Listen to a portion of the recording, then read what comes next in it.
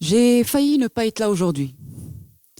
J'étais à ça, vraiment à ça, d'envoyer un message aux équipes organisatrices pour m'excuser et annuler ma participation. Non pas parce que j'avais un empêchement, non, mais parce que j'avais peur. J'avais peur que mon pitch ne soit pas impactant, ne soit pas intéressant. J'avais peur de vous décevoir. Imaginez si j'avais cédé, si j'avais laissé la peur s'emparer de moi, si je l'avais laissé gagner la bataille. Je m'en serais voulu. Je m'en serais voulu toute ma vie. Je m'en serais voulu d'avoir raté l'occasion de vivre cette belle expérience. Mais vous savez quoi? J'ai gagné. 1-0. 1 pour moi, 0 pour la peur. Je suis là aujourd'hui. Quand j'étais plus jeune, j'entendais souvent une phrase. Et je suis convaincue que vous aussi, vous avez certainement dû l'entendre.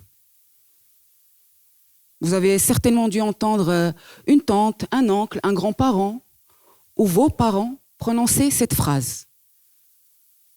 Si j'avais le savoir d'aujourd'hui, j'aurais atteint des sommets. Je vais le dire en Darija parce que c'est encore plus fort en Darija. كون كان عندي العقل ديال دابا كون مشيت بعيد.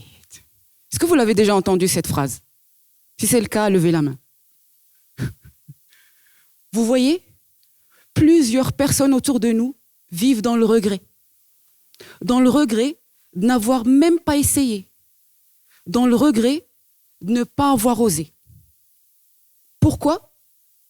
Parce qu'ils ont peur. Peur d'échouer. Moi aussi, j'étais comme ça au début.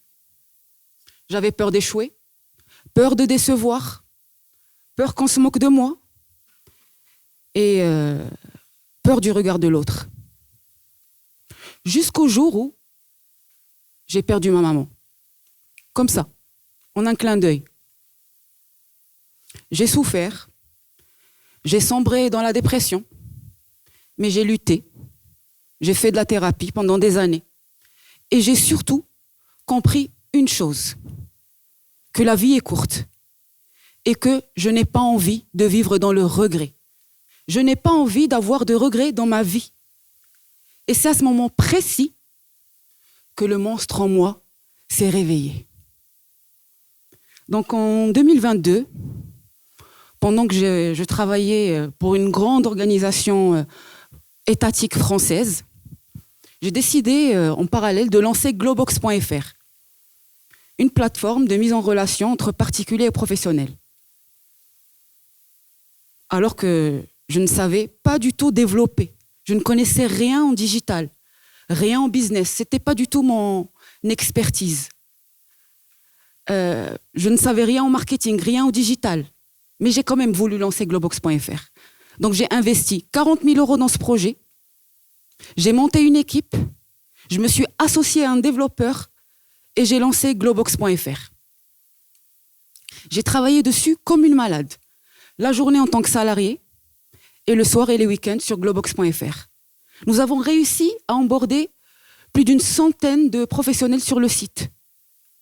J'ai pitché mon projet devant des investisseurs, devant des politiciens, des ministres, des ambassadeurs. J'étais déterminée. Mais après 2 ans de travail, je me suis rendu compte que finalement, ce projet n'était pas rentable. Donc j'ai tout arrêté. Pour certains, c'était un échec. Mais pour moi, absolument pas. Pourquoi? Parce que grâce à ce projet, grâce au test and learn, parce que je suis passée à l'action, maintenant je sais monter un projet entrepreneurial de A à Z. Je sais communiquer sur les réseaux. D'ailleurs, j'ai même réussi en 3 mois à avoir une communauté de 90 000 followers sur Instagram. Je sais brander, je sais marketer, je sais faire énormément de choses. Et il y a d'ailleurs une étude américaine qui s'appelle 70-20-10 qui explique que 70% de nos apprentissages viennent de la pratique, viennent du passage à l'action. Et que seulement 10% de nos apprentissages viennent de la formation et des cours classiques. Donc, si vous voulez apprendre vite, apprendre bien, passez à l'action, osez. Et comme j'aime bien me mettre en difficulté et j'aime bien me challenger, avec mon mari, nous avons décidé pour des raisons personnelles de quitter 15 ans de vie en France et de rentrer nous installer au Maroc. Ce qui sous-entend que je devais quitter mon poste avec la grande institution étatique française. Donc j'ai commencé à communiquer sur LinkedIn, sur ma volonté de vouloir trouver un poste au Maroc. Une grande entreprise marocaine m'a contacté via une headhunter sur LinkedIn. J'ai passé plusieurs entretiens, plusieurs tests.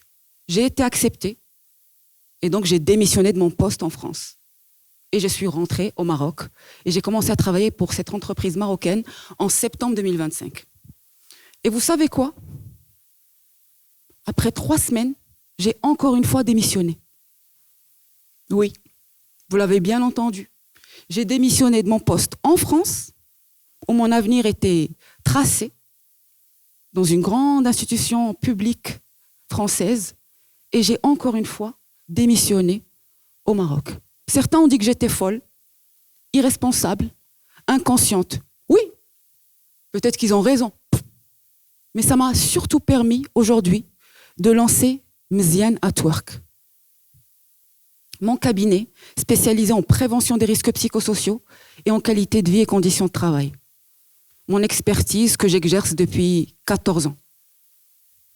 Sauf que cette fois, j'avais tous les outils, grâce à mon échec, si vous voulez, avec Globox.fr. Tous les outils pour monter un business de A à Z. Je sais brander, je sais marketer. Et donc, j'ai lancé Mziane at Work en novembre 2025.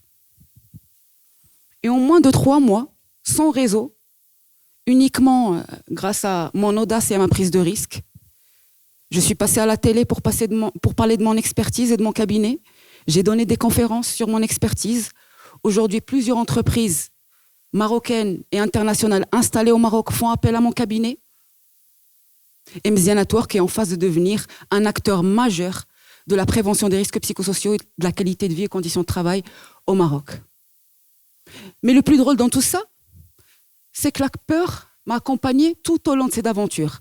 D'ailleurs, elle est même là aujourd'hui avec moi. Sauf que j'ai appris à résister à la peur. Au début, je la repoussais, lentement, timidement.